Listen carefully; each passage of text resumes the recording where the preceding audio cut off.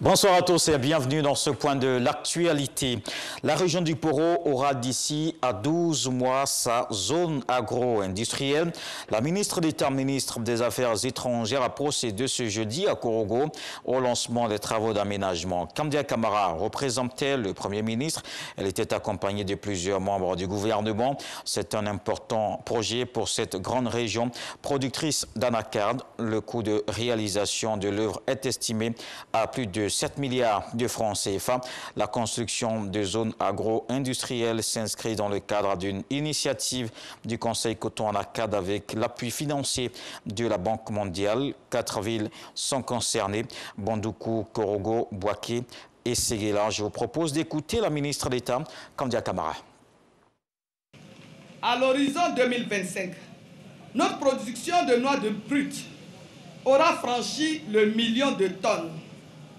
Il nous faudra être capable de transformer localement au moins la moitié de ce volume pour assurer un équilibre du marché mondial de l'anacarde et garantir un revenu décent aux producteurs. Je me réjouis donc que l'appel du gouvernement ait été entendu.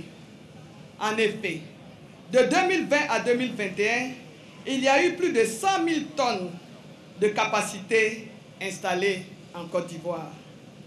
Je salue toutes ces initiatives et réitère ici l'appel du gouvernement aux investisseurs qui hésitent encore à saisir les nombreuses opportunités qu'offre la filière anacarde en Côte d'Ivoire.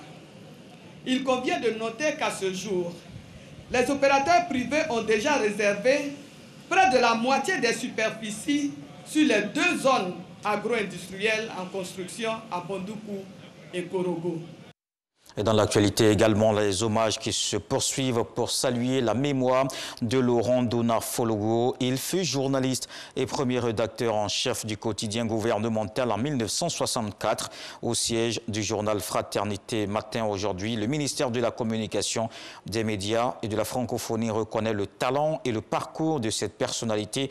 Le ministre Amadou Koulibaly a exprimé la compassion du gouvernement et de la presse à la famille du défunt. Laurent Donafologo a été fait commandeur de l'ordre du mérite de la communication pour son impact positif sur le progrès du paysage médiatique en Côte d'Ivoire. La RTI renforce sa collaboration avec ses partenaires. L'entreprise a versé plus de 18 millions de quotes-parts aux producteurs locaux. Il s'agit de ceux dont les contenus sont consommés à l'international. RTI Distribution entend ainsi se positionner comme le principal exportateur de fictions ivoiriennes dans le monde.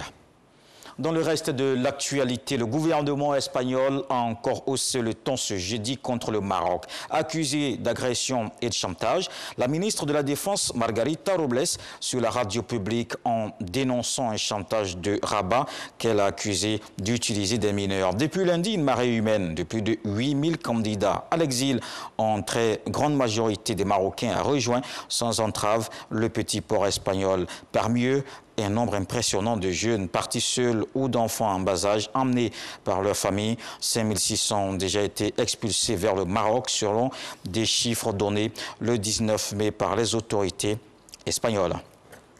On termine avec l'Organisation mondiale de la santé qui rassure. Les vaccins approuvés sont efficaces contre tous les variants du virus.